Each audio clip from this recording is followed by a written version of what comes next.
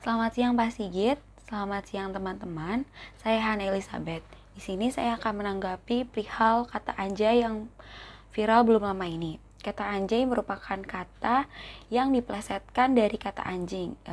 Bagaimana kita kenal sendiri, anjing ini adalah panggilan nama untuk hewan yang berkaki empat.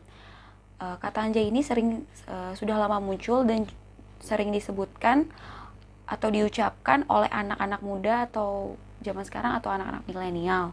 Tak jarang juga public figure mengatakannya atau mengucapkannya.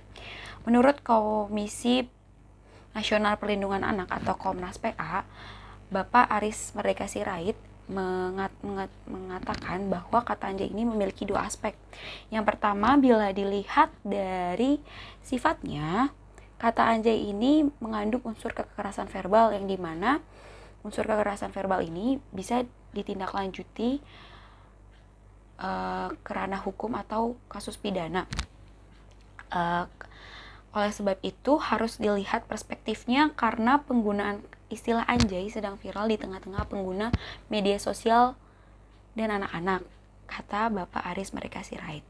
Yang kedua, bila dilihat dari pengucapan katanya, kata anjay ini bisa mengekspresikan sebuah kekaguman akan sebuah hal.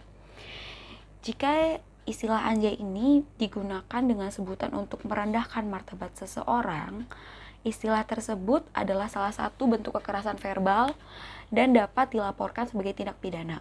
Oleh sebab itu, harus dilihat perspektifnya karena penggunaan kata anjay ini sedang viral, kata Bapak Sirait ketika sedang diwawancarai oleh salah satu stasiun televisi.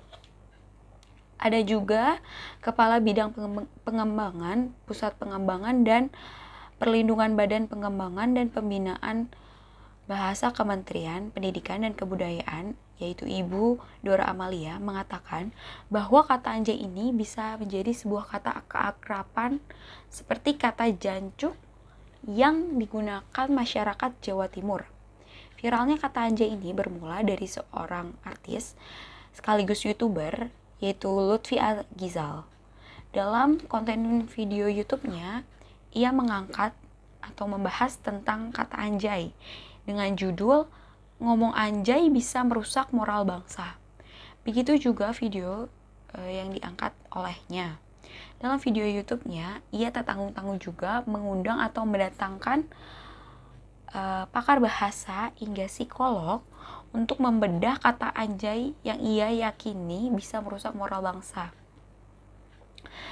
Viralnya kata anjay ini mendapatkan respon pro dan kontra dari berbagai kalangan seperti netizen, public figure, dan lain-lain. Tetapi jika dilihat kembali, kata anjay ini mendapatkan paling banyak respon kontra daripada yang pro. Respon kontra ini mereka tidak setuju apabila kata anjay ini bisa berujung ke dalam tindak pidana dan dihapuskan. Karena pada dasarnya kata anjay ini sudah lama muncul dan sering diucapkan oleh generasi milenial atau anak-anak muda dalam lingkup pertemanannya. Jadi bisa dibilang kurang etis aja bila kata anjay ini bisa masuk ranah hukum. Sedangkan pandangan pihak yang kontra menyetujui apabila kata anjay ini dihentikan atau dihapuskan karena bagi sebagian masyarakatnya yang pro ini menganggap kata anjay ini sebagai kata yang negatif yang bisa yang tidak mendidik bagi anak-anak muda atau generasi yang akan datang. Saya sendiri sebagai bagian dari masyarakat Indonesia melihat kata anjay ini dan memilih menjadi bagian dari pihak kontra. Mengapa demikian? Bila dilihat dari aspek yang kedua yang dikatakan oleh Bapak Aris Merdeka Sirait dan Ibu Dora Amalia, kata anjay ini merujuk ke dalam kata keakraban dalam lingkungan pertemanan.